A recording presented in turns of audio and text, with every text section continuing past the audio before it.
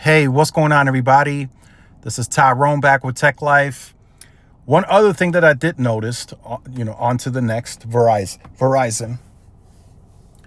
That Verizon is now putting signs outside of Staples saying that they're now at Staples, right? So Verizon is also competing and fighting, right? It's not like Verizon is not trying. They're clearly trying.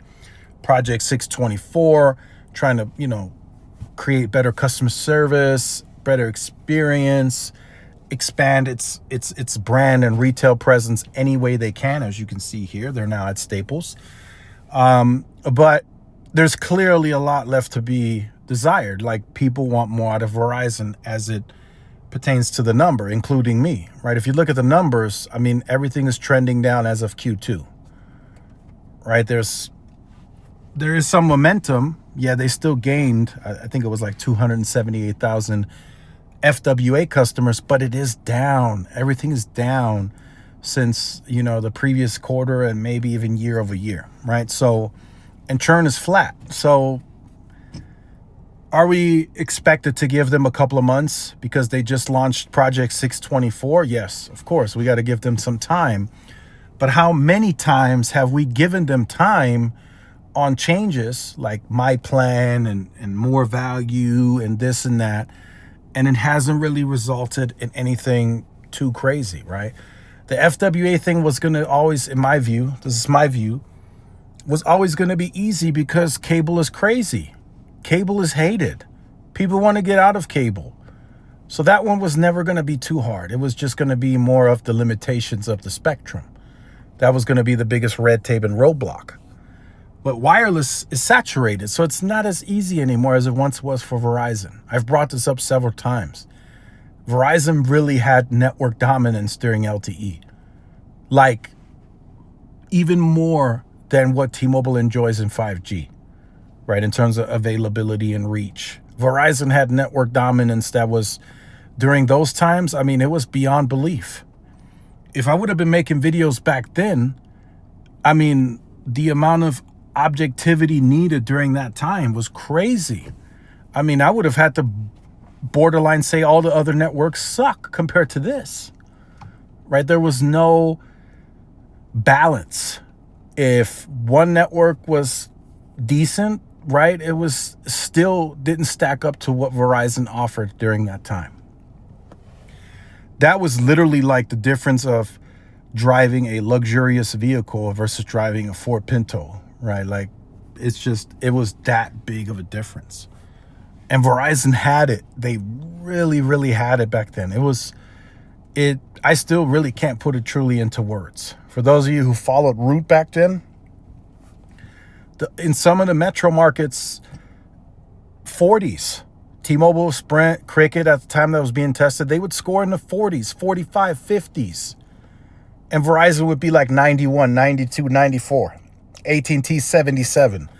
It was not close. That is different now, and that's why I think Verizon has to completely change its mindset, and they haven't done that yet. They're still on finance, balance sheet, ARPU, percentages. I get it. It matters, but you need to find a better balance. You need to at least do 50,000 positive, 100,000 positive. That should not be that hard to achieve. It should not be T-Mobile out here growing 800,000 customers. They should go to 700,000 customers and you post 100,000. You get what I'm saying? So it's not what it once was, and Verizon has to understand that. I came to that realization a long time ago. Hey, once T-Mobile starts scoring in the 90s, 91, 92, the networks are closer than ever before. Like, literally. So it's good to see Verizon is trying, right, to be at Staples, and who knows what other moves Verizon may have planned. But for now, it's really night and day for the competition, network-wise. And Verizon just can't reap those benefits anymore like they once did. So now they have to do more than try, right? They have to be innovative, disruptive in some cases even, to really grow and scale.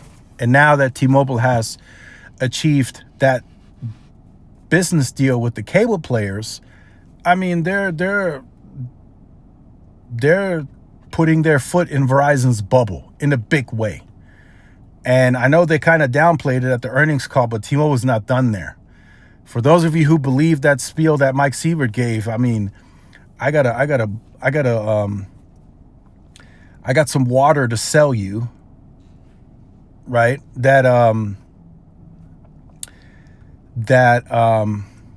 about 20, 30 bucks, right? If you're that naive and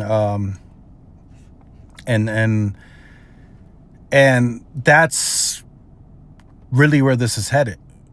T-Mobile is really, really trying to get into Verizon. Like I said in the previous video, this is the first time Verizon has ever faced a competitor that is that focused purely on wireless. AT&T never. AT&T was always wireless home broadband, and then they went crazy into media out of nowhere, which pretty much halted most of wireless investments.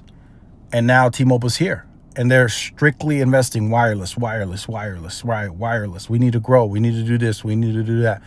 Verizon has never felt that type of pressure before. Never. So times are different. We'll see how Verizon responds moving forward. But for now, they are trying to extend brand presence and retail presence. And you can see that right here on the picture. Let me know your thoughts. Like, share, subscribe. See you in the next one. Peace.